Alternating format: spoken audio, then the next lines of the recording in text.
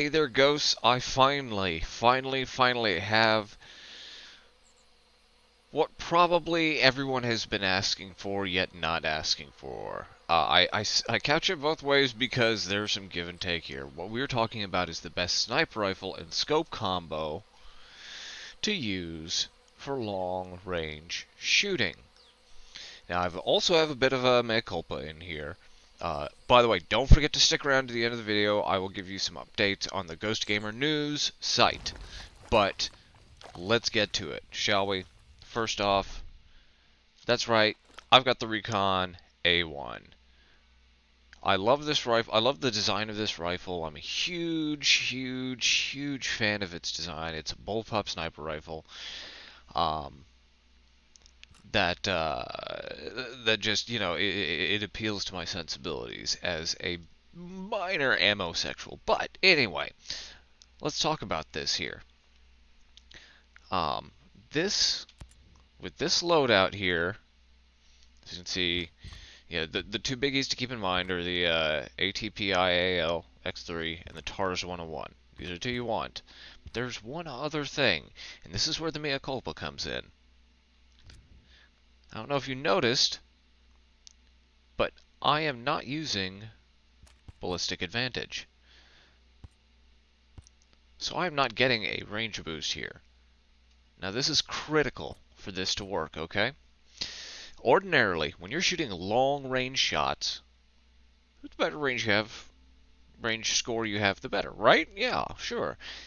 Kind of.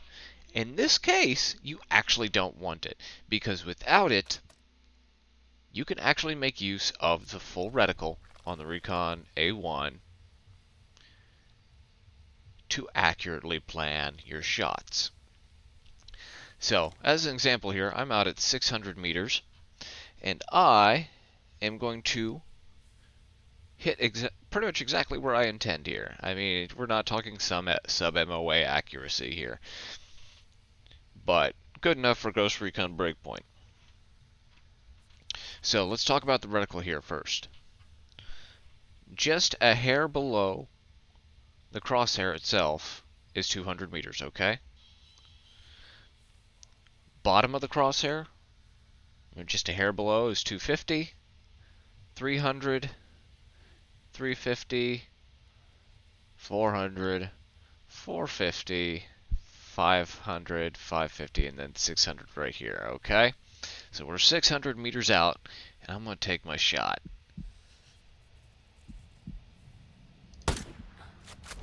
Bam! Just see that impact? Right where I was aiming. That is... seriously, I mean, this is what I've been hunting for in this game since Wildlands and me finding the Mark 14 with the G28 scope worked out so well for this very same factor. Oh, look here, I'm gonna even creep up to 500 meters. And by the way, it keeps going, even to like 700 plus. So just keep that in mind. So okay, we're at 500. That should be right here. Bam! Once again, down to 400. Just this one last shot. You'll get the idea. Yeah, I'm sure. So 400 meters. There we go. Okay, so that should be right here. Bam, see? It works out great. Now, here is the disadvantages of this. One, if you're playing Ghost mode, you don't have your enemies marked, you may not know the range because there isn't a range estimator on the scope. There are no range estimators that are actually usable on the reticles in Breakpoint, which is a shame because it's really nice to be able to hold that up against an enemy to figure out how far away they are. I'm going to take these guys out real quick.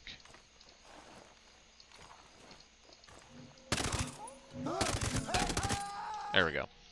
So, oh, hey you.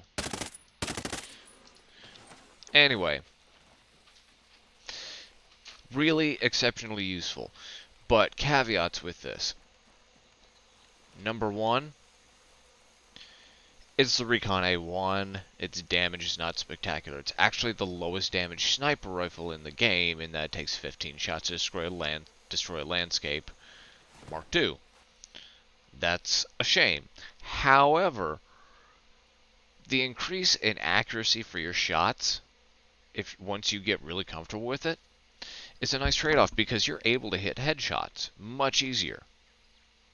Much easier. And then we come with number 2. If, like I already talked about, if you don't know the distance to your enemy, you're not going to hit them easily if you can't figure it out. So you want to take planned shots. This is great for extra long-range shots. Okay? So keep that in mind. This is for extra long-range shooting. 600 meters plus, where you're shooting like stationary turret targets and stuff like that, or even 500 meters for personnel, which is 500 some odd is typically the maximum rendering range, as well as impact range for soft targets like that.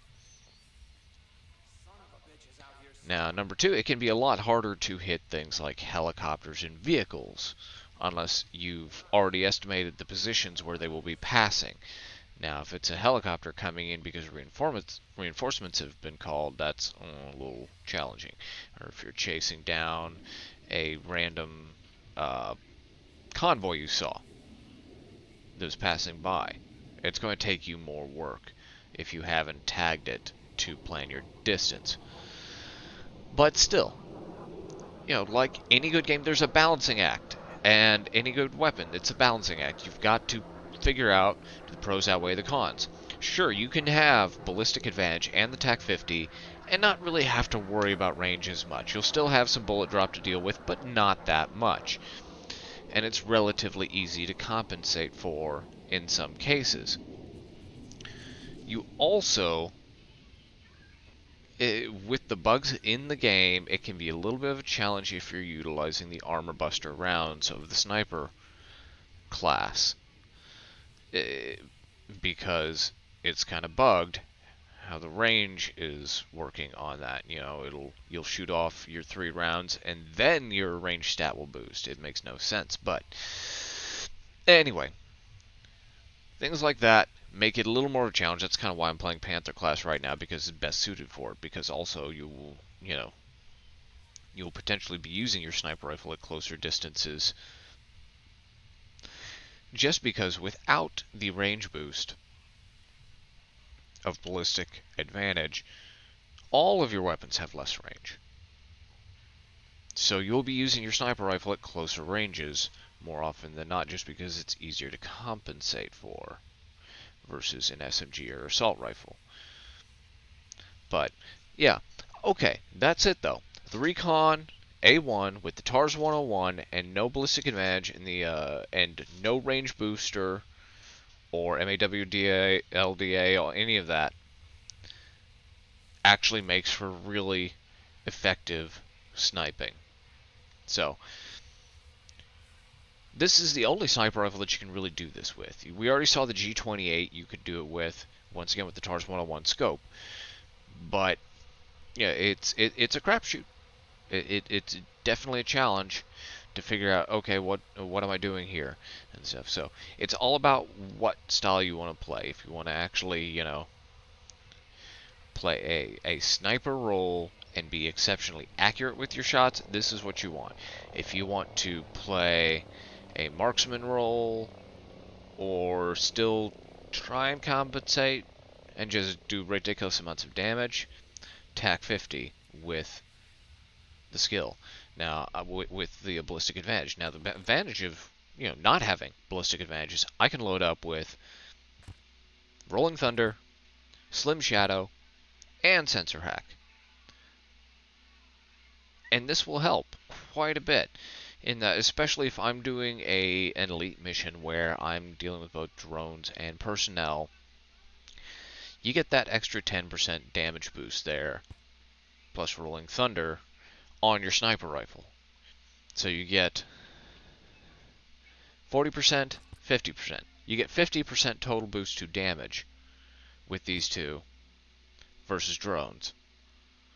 So that helps offset the lower damage of this. Now, sure, you could use the TAC 50, but it's not going to line up like this is on your bullet drop.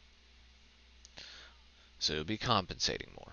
But, okay, Ghosts, that is what I have for you. Now, let's talk a little bit about Ghost Gamer news. Things are going. I actually have taken a break from developing the site, but I'm picking that back up this weekend. And I also have a PS4 on the way. I will be covering PS4 games, not just PC games, too. Actually, I haven't owned a console since, well, a current gen, quote unquote, console since never. I've never had the current gen console. It's always been the previous generation. And we're cutting it close too with the PS4.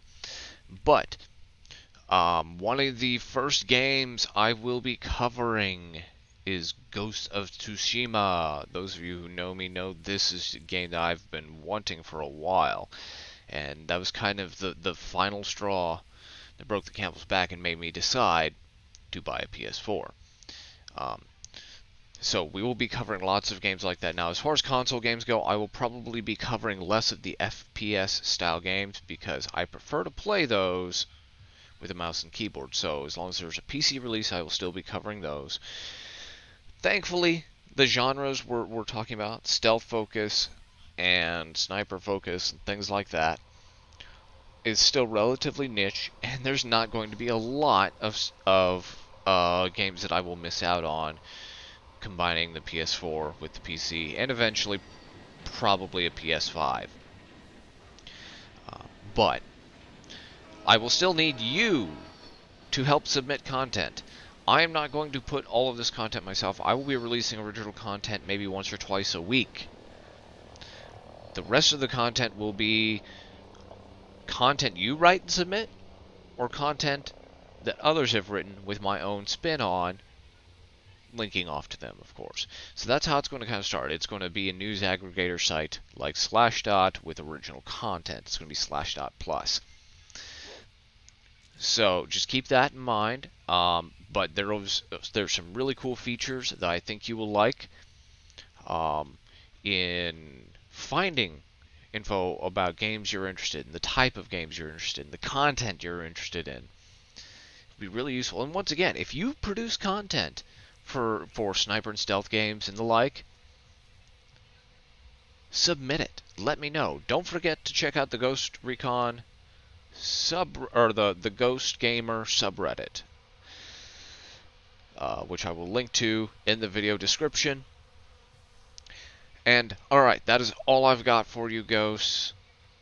Thanks again for watching. Hope you found this useful.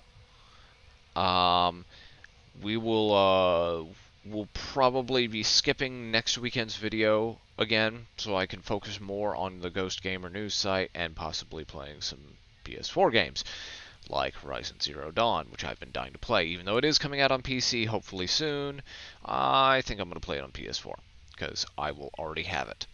So, alright, once again, thanks, Ghosts.